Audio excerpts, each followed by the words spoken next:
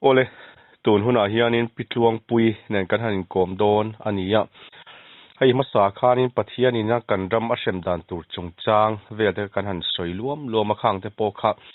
aron tui ni chhole tura ngai le pathianin na kan ram a hrem dan tur engwanga hrem ngai nge kan ni ti lai te kharon sei chho tura tin hei politics a pe chori na boilo kho mai ka pitluang pui amaro chu politics line a hianin lalpan mutir alo nei vetla maya chungte chukan han ngai thla chawanga tin pathianina a hruai har sadna ruama tanga a kai hruai dan chungchang te pokan han ngai thlanga tin a politics speak a khanin hei tu ma hei ka pi tluang pui point party tan le sai thi nei mi lo ke pon ka nei mi lawa pathian mi tena anron puan chu turang hi hetiang hianin a kan tar chuak mai thina ni ti lai kha ngai thatu te bula kan soi le ni sela a thange engpo ni sela a kapitluang pui ama sain a pathian thu kha minron chiar sakle phodora mi bultan nan chale potang ole chanchin tha lukazia bung som pakhat tlang samne pali atanga ni ruk zawin charang ramhwai bollo chu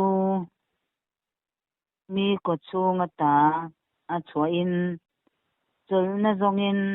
tui omngona huna te awak thina tin chulna reng amu lawa ka chuana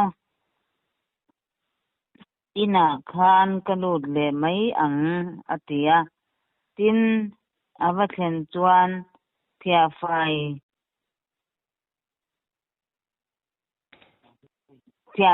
che moi in amua chu vele avakala ama aya swalzok ramhwai dang pasari aron ruaya chuta chuan an luta an om reng thina chu misinga om de nanung chu amasa ain alo thalo zok thin ani atia ti khen khani ro se lerpan kan tu chate kan zatan ma som ro se amen chuanin a bultan nan chon khami kan ram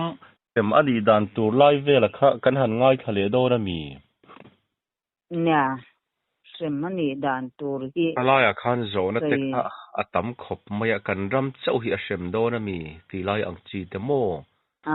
ang lai vela kha I mu dan ram kha a chiang zokin ngai thatu te min han silla kan ram mi ka asem don ti an tam khop maya kewi si chan asem don ti em tiang em min ka sai po ka lo se lem lo ma sa kan maro tu sem hi tu kan tok don chu ang ve riawa achan chu pathiani na om dan dura min du a hi kan ram hian kan zo lo de u hian lang tlata ama sa khan kha kan soyang khan I sa ko in tluk plan chungchang te po kan sei khamo nama chane la khan ni em o ka sei kha ka selawa chung awang te po cham pathian hi amma ngai na thu hi kan sei na sa ema kan chunga za angai na te mangai na kan don na te hi kan sei na sa ema amai ro chu ama du lo zong te tu te la ka athi thu chen na lam ram hi kan sei ve mang tlat lo mai ve la heng te hi apoi mo ema tun huna kan ram borwa ka tan chuan mo amma ngai na chuan din na wanga kho ngai na chan damin ni a nang mani tho cho ani lawa pathian thil thon pe ka ni aron ti a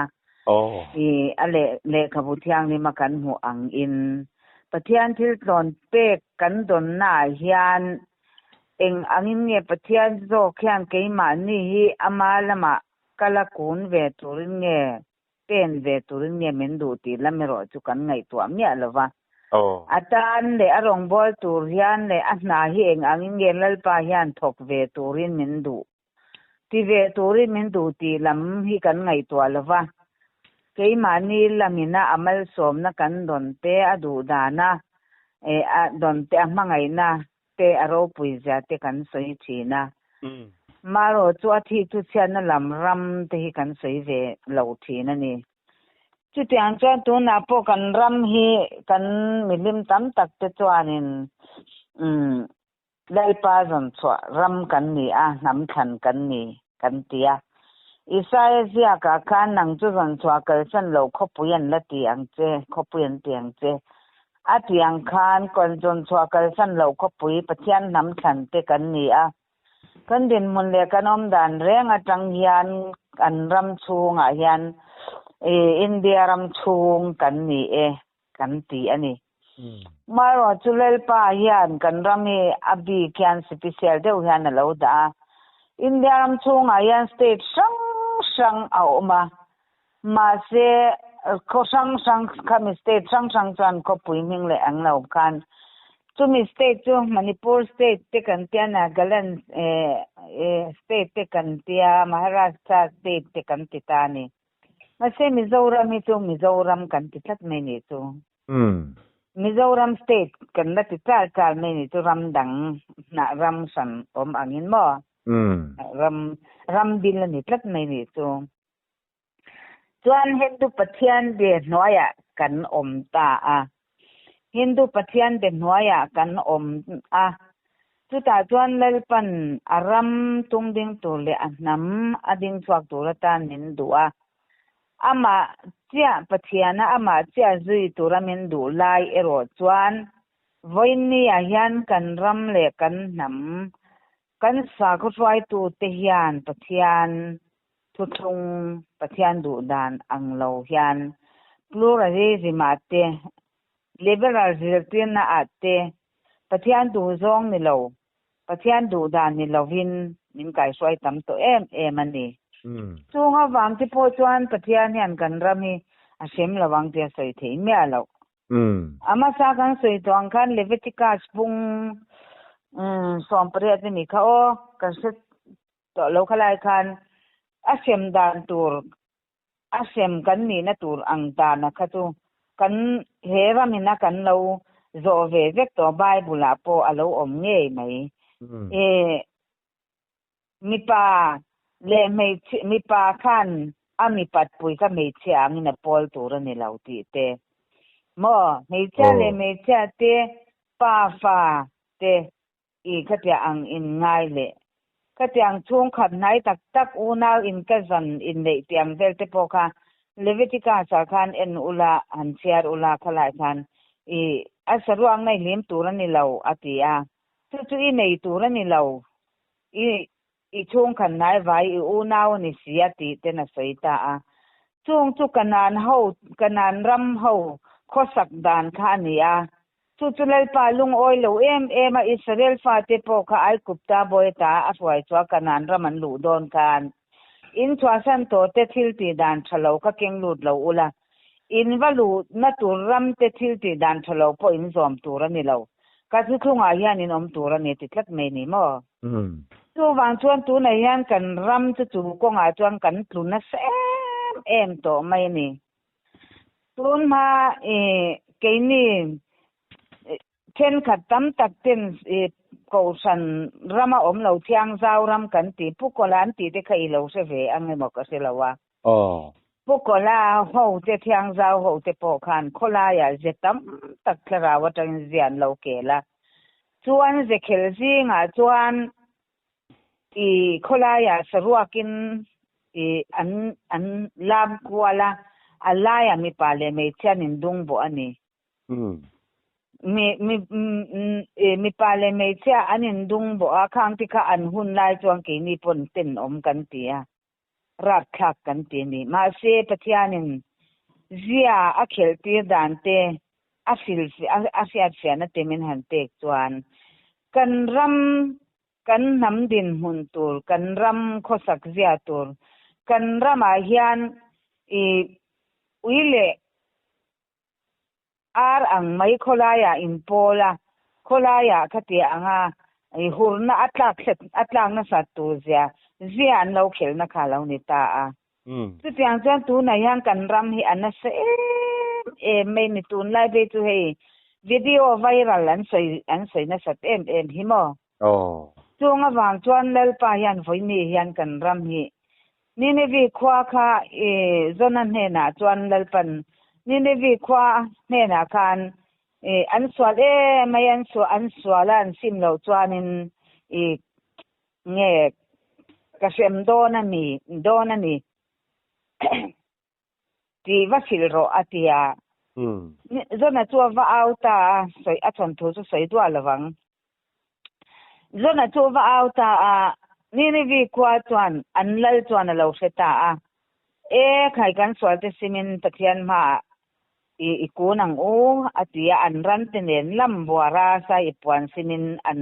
pathian ma ap thupa an choi ngai daman dila seman ni talawani chu sem lovin an chuak ta ni chu chuti ang tuan voin ni a hian kan ram le kan nam kan suana le kan bo chian na de kan at na te lalpa ring tu kan ni lalpa pathian nong betu kan ni a mai ro chu voin ni a hian milem pathian bia te ne na sam an lo in thiar zom na le an lo in si khom na ang khat mesia lali swa krista chu voin ni hian ramate khenate sita ite gautamate mahavira te nen ang khatan ni a pa pathian ne na chu chuan mahavira te pon min try te I so hian pathian ne na min try ang yan mahavira te gautamate ramate sita ite po hian min try te ni ti ang ti atin voin ne hian an pom to awang in pa pathian hian ama namdang pathian te laka tuk san hi a ho em a Israel fa te po kha namdang pathian te ne na an tuk san a piang in an chung a sem na lekthin chu enge kan ti chuan mo se an sinai tlanga dan a han lak do pathian thupek a han lak don khan ni somli a han thang ta a chu ta chuan are an ti em awangin sebong no an lo sebong arona howin sebong liman lo siama ta khan lalpa thin urzia le mo se ange poin na thupek lung khan avom he ni kha chu ta chuan semna an tunga a thena ti chimi veka do lalpa kha athin lunga na lutukani ma se mo sia khan engtin nge ti heng te hi ai kupta atanga I swai chwa ten ai kupta mi ten a swai chwa ka chu tiang chuan tidam le om si a tidam le si lawa an tiang tenga heng mi te hi an boral ai chuan nun na buwa ka ming zia kha thai chemei ro ti khopin mo sia khan an tan pathian ma adin saka chuan ngai damin an om ta ni chu chu tiang chuan voini a po hyang kan ram hian ngati nge sem kan ni don kan ti chuan ani na taka chuan kan sa khu swai tu ti hian ani na takhi mi puya hian an tholan ngam lo wangin tun a hian mi pui tam tak swai tu te swal na awan mi pui tam tak chu engtinge ti kha an kulu ta an ti boralin an om don ta ani ni ti ang khan voin ni ayan swai tu te swal na awangin mi tam tak khati boralin an om don ani he kan rama hian mo chung mo phuna ni ama sa ka soyang khan pastor pakhat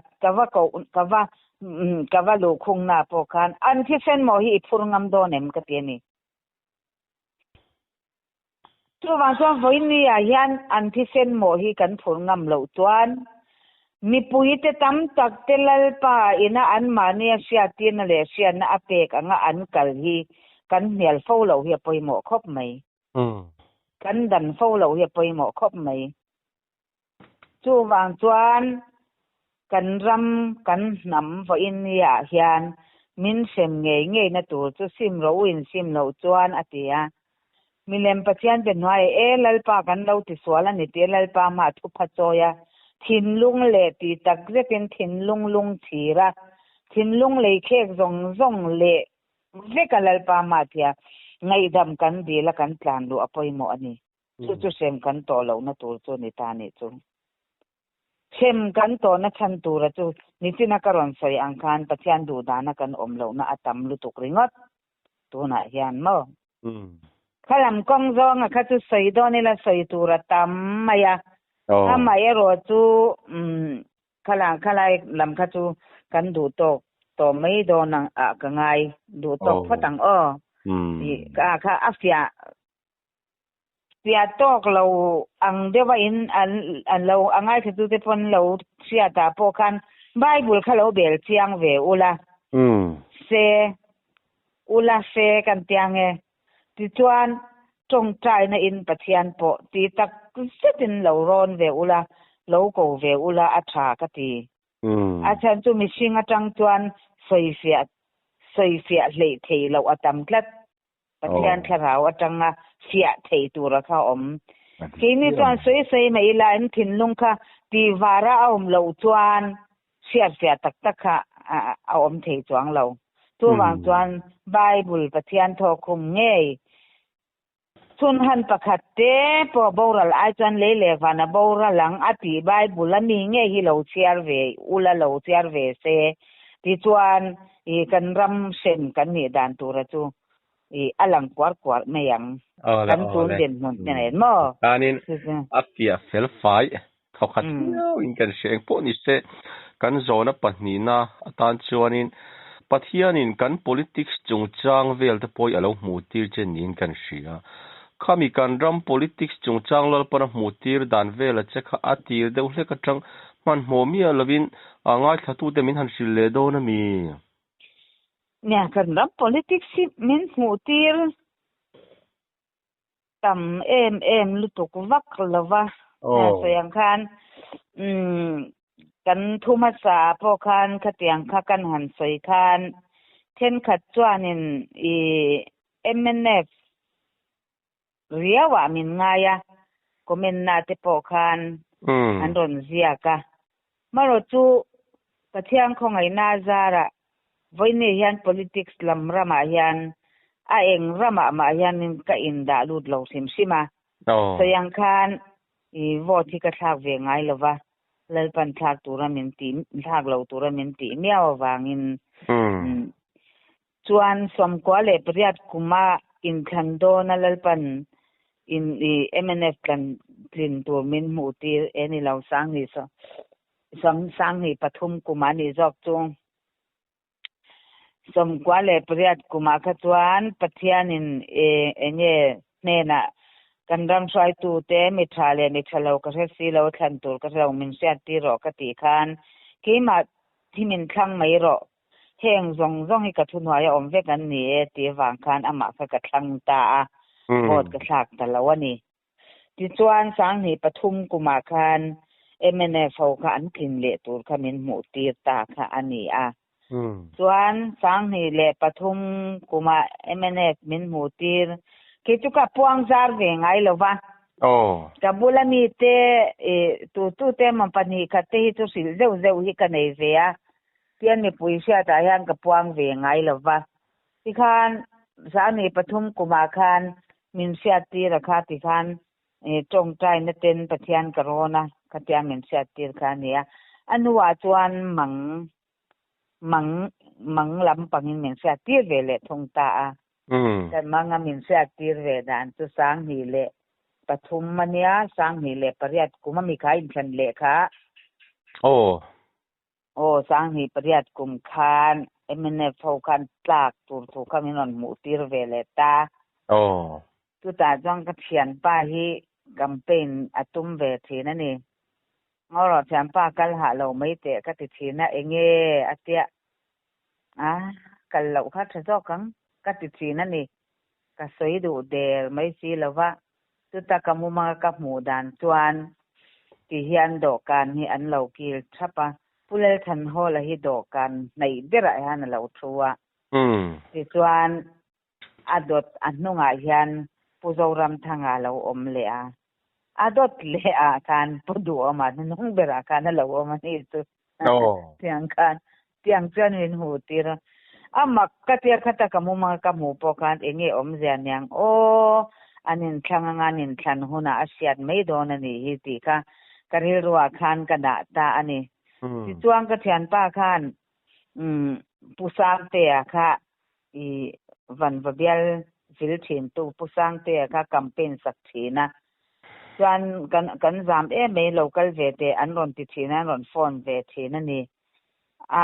kal ha do lo mero pwa thang mai ne kati sak thata ani kan akal talawa ati wang thina chuan nganin thlang zawa vote kan han thak dona chu da chuan pu ho la kha thlin kha ring tlat ani chu congress an thlin khamo kamu manga jana ka mu dan awang khan i chuan ka thian pa chu vote thakin ngai thain ka vakal ve tiang te zavia atia vakal ro chan chimiron sil ve don nia katia chuanin avakal ta an chiar kha miron sila tu ta kha ta chuanin congress an tling kha ron ti ta zel mai ni chuanin congress an soviet thu kha ron soita aron ho phei kan nang hi thil mui nei le pe kan ni mo min ron tia enge tinge katia congress an tling atia athat chu adik chu kha campaign ha ngai lo ka ti khai sereng lo mi katia nang hi thil hi i muai sei du si lawa ti hian ma se hei ka ha lo pha thakope te kha ati zel ta mai mai ni chu ti ang chuan min mu tir ta ani chu tiang bok chuan som anin thanga khatiang khan manga tangin min mu tir ve thina mo chuan ke chu mang hi ka chak chang kai khop maya lalpa yan mang yan Josepha ang deu khan mang hi mi pe ringot maya mo ate mang silfia theina te chu ka nei san chuang lawa ani chuani sang ni le pathum election a po khanin ilo puang dik ilo soi dik to ni mo khalaya ta soi dik te sang ni le pathum kuma khan MNF an tlen tur thoka kata khan eng lawa itane la hang ka sei ve lo ka sei lo ti na ni mo ka chiang te che lo mai khalaya chu chu anita a chu tiang chuan mang min mu ti zel ta chu tiang chuan ta tuna ZPM an thlin zo cha MNF an thlin don tum ero kha chuan kabuk an thlin ma che male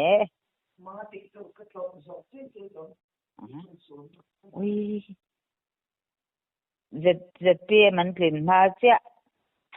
in than an in than tum khan MNF an thlin tak khamo helai se chibiala popular do ma thlin kha khami tumero kha chuan ani chuanin tum thum ilo silok to ni mo sang ni pathum MNF tling tur ilo puanga sang ni pariat congress tling tur puanga congress zo MNF tling tur khoi lo puang le ta ka puang ve vak ngai lo mi ka sia tir vak ngai lo ka bula pani pathum ve lang hi ka sil top chuanin ani le tun MNF sarkar zo hlim ZPM tling tur la hi a mu tir le chem hela hi mu tir thawe ma ro tu khala ya khan min mu tir thawa amaro tu thil in kha ka oma kha la sai chwarem chi alo mo khalai ta kha tu sai chwarem chi alo mi pui sia ta mo ole apoi sai chwarem le sai chwalo rem sai chwarem lo hi om thina ni khalai kha chu ngai thatu te padan sathiam tura ngai hei ka pi tluang pui hi pathianin mang sang mai mu tir thina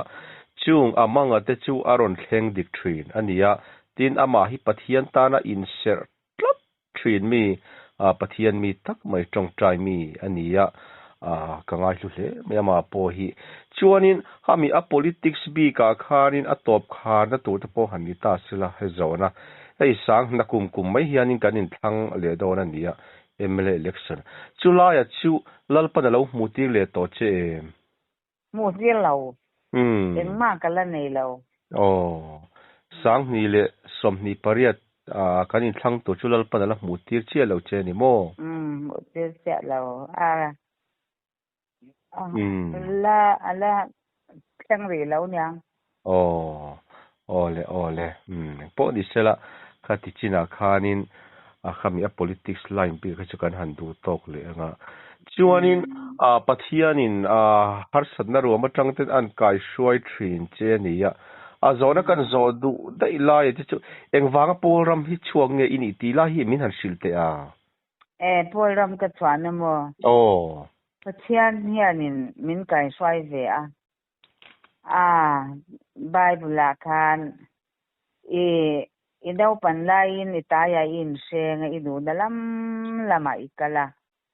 ni ma sila lo pui tlin huna nuwa chuan ikut pan he in an puarang tenga idu lo na lama an kayang teti ang deu khan pol rama choi moi na tlanga han ve te hi chun chak ve anuam ve pulpit tlanga pulpit chum dap ta pasar mon han thak ve te poi anuam ve khop mai ma se khang zong khami te nan mu si ta foreign dai po na chwa pui ta an chwa na chuan semin ni lo na turina chunga ta lo chwa kula sangin omro ute lo ti ta tu wang chuan ke tu ama ka sei to ang khan lalpan cha koram poram ho hianin cha koin tuklan na hi an pom tlat to wangin kan pathian le van le khovel le missing ter nung cha le lung khovel achunga om zong te siam tu pathian engkim ti thele milem pathian in ang khatan pom kha ke chu ka du ve lawamo tu pathian in min sha tira wangin aswa na chuan semin ni ve lo na turina chunga ta lo chwa pula sangin omro watia tu wang chuan mi te mu sit na phura dai pona kan lali swa kha chwa puya tlan bo pui ve ngai tlat ni che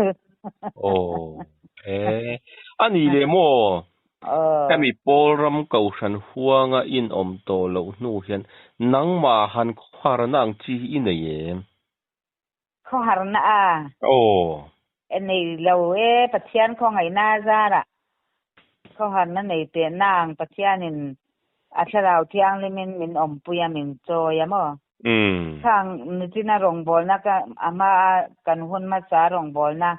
kan nei te le mang ka ron sai te po kha mi thu chung pola ka chwa to nuwa ka nei de uve ka long poli chwa san hai rei to hle ni mo sang hi kuma a rei to ni chu ani le mo zona kan zole du la ya chu hei pathian mi sang ten zentel teni akin to ten tia a thenin alakin lo khongai na hunani ti te oma temi a zentel teni kin le kin lo chung chang pathian thu tanga idon dan vela khamin han sil le te zentel teni kin le kin lo lampang hi chu kadong ve te em che lawamo amma ero chu khongai na thu chung vai nia rina wanga khongai na chandamin ni nang mani tho ani lova pathian thil thon pe ka ni ti hun ram mana wana lauta khami ram kha chu atop chan to na hian khongai chunga khongai le thon na muna kan om ka ti le ni chu ke ma chuan mo chu khongai chunga khongai le thon na huna kan lut ta tu na hian khalam asa kholam ram kong han sei tur ka son do ka sei tur tam lu to ka mo chu tu na hian thi zeta van ram kai na ni to lova tak saril ro tharau kan pam kin na zo ka lalpan voi ne yan kan ram hi min da lu atuma min swai lu to ani a thena to na thlen to ma se chu therawa mit nei te ta na mu chi ni ta ni mit nei len lo tan jan mu thei po ni chuang ta lo ni chumo chu wang chuan tun huna hian ne zentel te ni yakin to a khongai na kan om ti kha khongai chunga khongai le thon na hun ken te chau kan nei to a fan hi te khinan fan chu kan han on ta kan han o fa la vir ang hian a vire an ti thina ni ke chuan in chu ka dục se fe athiang ve lu tuk lo kalam ang kha chu ka dong ve em len lova mai ro chu pathian kharawa tanga sai tu ten ka dong an tia sai dong ten an sai chu ke chu ka pom ve mai mi ten lalpa atanga muwa le sian ni a an ron in sai chuan ini lawang ise lawang ka oi lo ti sak thei ni lo a chan tu kan pathian hian talen sang kan ni na tur sang min te a chen chu thu sei tur tan thu sil tur tan te ran chungai kha tur tan te a chen chu zir tir tu tan te talen sang min te kan ti dan tu thau ka min te ka wang khan kan he ke ni thutlung mi trong chang subject te kan ti a kan ni dan tu ra lai pan kan kong zo tu ra arwat thewate kha kanin ang talawani zir tu hey sikula hian naupang pol khata changa pol som theng chuanin enge subject kha ala in cho pol ta ni chu ala in cho pol noya enge science mathematics te history te khatiang khan geography te le science apo chemistry te biology te physics te a omsang ta dia ta ni khang zong kha enge high school china kha chuanin athumunin kan la ne ta veka kan la zir khom ta veka ni ma se college an khen china chuan mani subject an lu ta ni chu entinan doctor lam kal tu chuanin science lam khatiang khan la ta ni chuan economic lam kal tu chuan hemi sum don na lam le khatiang ti tur chuan economic kan la ta ni politics lam panga kal tu chuan pol science an la ta mani subject sang kha an la ta ang khan voini a hian pathianin ami te min kai soina konga le tharawa min soina konga hian chu ang subject sang a chu min te ve ni kan ti tur theu kha min te ve ani chumi an ti tur theu min te ve na an ti tur an ron tia an soi tur an ron soi khan kin ka lo oi lo ngot thiang lo ni chumo chu ti ang chuan ani le mo kami chin ka chu afia viewing kan shi ai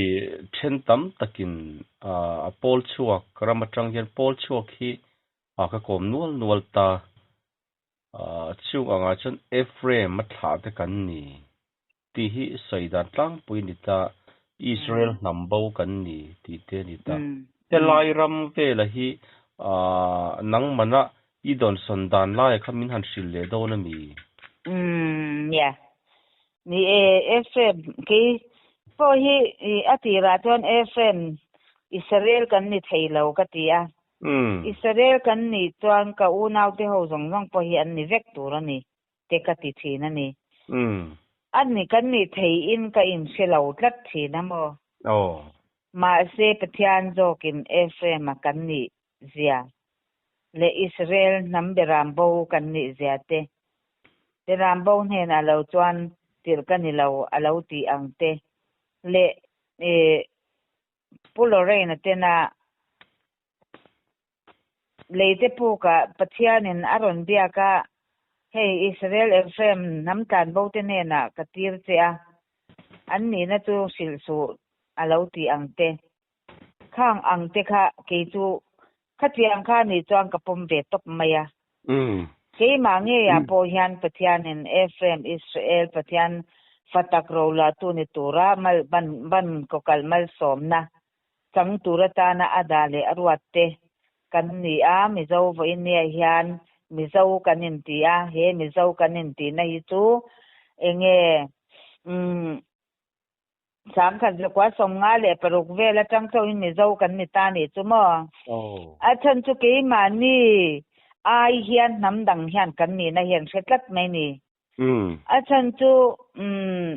an saidanin ti indra kan di ngei po kan pulal deng ane na eng nam ngei ne tia mi zo kan ne ti khana nui za to pani an tia khang kha an ti ti ani chu tu tiang chuan pu Jawaharlal Nehru ate pon India ma chaka kyan lose Israel chu tiang chuan an omanakin a chuan an manin rowan line rel sana constitution an sanan la ne anga ti ang te po in zia kalo om to ani mo sang kha zukwa somli le paruk emi vela kan zonun janjin bu la omlai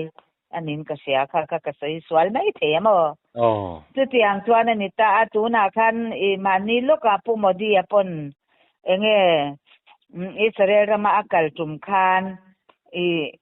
aram chunga Israel mi te an tam zia te India ma chaka lom a lom puyan om ti thu te aron saitani khamo chu tiang chuan voini hian Israel ke ni chu nam dang pathian dia te milem pathian de hnuaya hian tu na hian kan lu ta kan oma kan tang me ka ni chu India ram kan ni lava British howin India independent khan ram an han rina kan ram hi tu main an ram chunga an rin velawa excluded area min data chu excluded area min data ka chu pucho sab rong aten India tollu ta kum som chung tian lo se ka voine chuan India fe ma chu milem bezinga ain tilta ati ang kha voine milem bezinga chuang kan in tilta ni chu milem chu kan va beve chuang lo mo ma se milem be hwaya kan valut ve ta ni chu mi bele chunga te chuanin fe ma chu tiang kha tiang chuan ti atam chu bible aron se chu voine hian kan ni phung tam takani tlat mai ni chu mo fe ma kan ni na chu wang chan tu na hian kan mi zo hing hi chu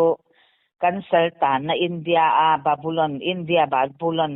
Israel fate Babylon salan tang ang kan ke ni po India hi kan Babylon ani ve tlat mai ni chu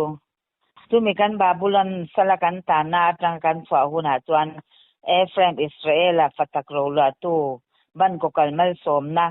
kan zol nei kalma sa te pu chona te pu sai ku mate le midang dang pulal thamwana te po midang dang zol nei te na an lo soi kan ram leilung hausak na an lo mu le hnoya oil te lunglu te le ti sangan mu an lo soi te ma se lal pan engtin ni an ne na soi heng hi in ram hausak na in la lai chwa tur ani amma ero chu milem pathian ben hnuaya in om thung ero hi chuan in lai chuak lawanga lo ti ni tiang chuan a lo ti an zol nei te ne na asoyan a lo ti zel ani chu pathian hian mo chu wang chuan tu na hian fe ma chu kan ni nge me ma se saltang kan la ni thlata wangin kan saltan na hming kan na man langai ni chu chuanin ani le atun kanin kom na bi katana azona to beratana kan zo du la ya chachu hei sabat chung chang han zo le chakan duwa I don son I mu dan ramakha a thenin sabat ser lo chi wan da ban kai lawang ten ron ti tani a then khat thu puang tuin sabat ser lo lamani lo lal Isua Krista zok yani ti te om ta chu tiang chuanin pathian thu hi akokal nuai mai ni khamaya khanang mana I lo don son ve dan lai ka sabat tu ta kha minan shildona mi top kharnan ole ni sabat hi tun lai hian an auna sakop maya ni sabati ser lo chuan van ramilut lawang ti te po ni alo om te chok maya maro chu nia pathian thu pek ania pathian dan le pathian thu pek so ma oma chu mi thu pek som ji nga chuan adang zong chu pakwa kha kan zo ma kan poma ma se kan pom lo ber chu sabathi ni ta ni chu sabathi kan du lo ber ani ta ni chu roman catholic khau hian bible a hian sunday ya om lova me sabathi lalpa tolni ani lalpa siamania sunday hi chu roman ho thia siamani anti a chu wan chuan lali swa khan engtin nge ati kan ti chuan cholni pia po cholna la om ta fowa ati ta ni chu cholni pia cholna la om ta fo chu ama krista akha ani ta ni chu chuan krista a chol chungin tin lali swa khan dan ti bang tura local kan ni lawa ti fam kim tura local kan ni e ati a uire su twal thatsu rusu aron ti kha amma ero chu lali so ero kha chuan ngai mel po uire su anti chin amma ero chu ke ero chuan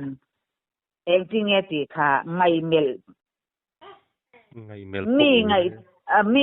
mi ngai cha ka melapiang uire ka ti ni ati dai mai ni kan lali so dan kha ron khir zo dai ama thuklung lui dan kan zuk ti a kana khir zo ka ni mo ngai mel po kha uire ti dai mai ni kan lali so chuan chu vai ni a hian lali swan lele van in rem to lo mishing te eden bo thian na atanga an chedonga kan lo om to na pathian palung oi na kan lo mu to lo kha iso krista atangin palung oi na kan lo muta a tu iso krista palung oi na kan lo mu chi a mesia iso krista thisen thuklung chu kan nena chin chia ka om to na atang zokin voine yan sabat hi tol tura ne tu cholni chu alo cholni pia chuan cholna lo om ta fo chu cholna krista a chuan kan cholnuwa pathian dan le thu pek a cholni kami te ne na inkar thin chiana ani e ati a cholni sabat ka kan juk serangai ta ne sumo hela ya yang i kan enge ni e kan tulak dan hi ain ang lo deuh vek ta then ka chuan pathian dan le thu pek voini a hian kumza somni chung khongai na thu thunga kan lo lut to a rinna wang khongai na thandam wandam kai thi zata wandam kai na kan lo lut to a chu ta jang ke ma lal pan min ron pek ve dan kan silang cheo thu puan a kan lut to a thu puan chu kan lut to ta ni thu puan bible za boza somruk le paruk a to per thu puan kan lut to a chu thu puan in lut to na chuan a to avor to pin khen to a in let le to ni genesis a in lu in kir le to ni chu ta tang chuan in thau to zong in thar le to ni min ti ni chu chu kan thau to zong a chu enge ti khan mani kha in zo ngai ta ni chu mo chu ke chuan ama chuan ni e sabat te po hi I kalau du ve lo thina lalpan sang kan ka som kwa priat kuma min hu ti ra bible a khai mai chang zong ka kai khai khup to a ti chu a kai khai khup jing a po chon sabat mai cham ho te po cho tel vek mai cham khamin lu chwa tir vek ani min lu chwa tira min hu tir veka ta chuan sabat nitina iron soi ke ma lo chu pathian dang in nei tur ani lo ati ang khan sabat I ser lo chuan vanra me lut lowang anti ang ki reng ka ke pon ka king thin ani mo I so krista in amma tia hi nei tur ta na min du awang in a ai reng adang reng hi pathian yan ama aya lal turin kan thin lunga hian adu lo ti hi ka pom ve dan to pani ma se chu ta chuan huna local ze lalal pan thu poi a in lu to in kin le tur ni je sen ne chi sa in thau to jong in chan le tur ni min ti a chuan enge ka thau to ti lal pa ka zo chuan kami te ne na kan in kara thu thun na om ro tia kami te in kara thu thun na chu enge ti ka zo chuan voi ni a chol ni sapathi ni tak mai ni pom zong ani lo mai the ama ro chu ke ma lal pan min te ka ni miaw wang ka ron sai ve ngai ta ni chu chu ta chuan I kanyal ve ni ke po lalpa tolni tia chuan tolna la om fo an ti sia la ti ta fo sia tia chuta chuan engti nge min chan ka ti le chuan ka lalna a om ro sabata hian ka lalani tolni lal ka ni te atia ka te tolni lal ka ni a tolni a hian ka lal thin Sunday ha ka lal hei ne mi ti le zel ani chu chuta po chuan zo na tur tam takan ron siam ti ka ring ma se kha ba ku ka sei don lo ka sei ku an don lo mo nan du in an ron zo tang cheng an ron zo le chenga a tur ta ni le kan la sei le me don nia chu tiang chu ani ke ma chuan voin nia chuan kan ram hi adam lo em adam lo ja chu nang poni sheve ang ka ring mo chu pa sol thona chuan engtinge ti sui khat wanu la ka then ka yang chu lo ti kha sui khat kan wana ram tan kan lu na tur ka alo sei ta ni chu mo chu tiang chuan voin nia chuan Presbyterian UPC Baptist enge Roman Catholic Salvation Army Paul sang om ta ni chu Paul sang om chuan voin nia hian Sunday kan servek ta ni chu mo chuan sabat te chu lo an lo oma 7 day te pon om ta tho ne chu ma jang voin nia chuan ke chu lal pan min sil dana chuan lalpa dan le thu bek a hun dirwat le a ro re la hian I in ram le in nam chu adamang ti khamin petani chu kan ram le kan nam dam na turata na lalpa min pe kan ni wangin voin nia hian ke po sabat chu ka juk serve ta ni chu adan le thu bek a hun dirwat voin nia lalpa hun dirwat chu enge kan ti chuan bible a khan an share la alang vek mai ni chu mo tuna voin nia Sunday kan ti te Good Friday kan ti te Christmas kan ti te lal hun dirwat ni la walal pa hun dirwat ni la wa mising siam chop vek ani chu mo chu wan chan lal pan voin nia hian a hun dirwat ta ding rap tu le a om turin min du awangin ke pon chu ta chuan ka om ta ni chu voin nia hian ni sabati serlo chuan wanda ni kai lawang tiang tian ni lovin mesia Isua Krista ina ke mani min lo tlan to na thi sena thu thun na thara kan om na atang to zokin lalani na chol na pi apo chol na la om Krista a kan chol chung khan voin nia hian chol ni sabat kha kan juk serangai ta ni chu iman tiamem ipom vak lo mai te ma se ni ron zo tak se wang khan ke ma anun le ke ma lo tlan kha karon sei ve ngai ta ni chu mo na se pom lo lam ai ma chuan voin ni hun zela lalpa thu lo tlan zo kha nang ma po khan enge ti in pathian lo ronin pathian lo zot tam ve la tha ka ti khop mai helai thua yan bo mani ngai dan kha da lal tuk lovin pathian zo kha kan ron tama poimo karon ti ve dewani chu mo ni poimo khop mai poni tela azani tan chuanin khati chin ka han ni le don ta sela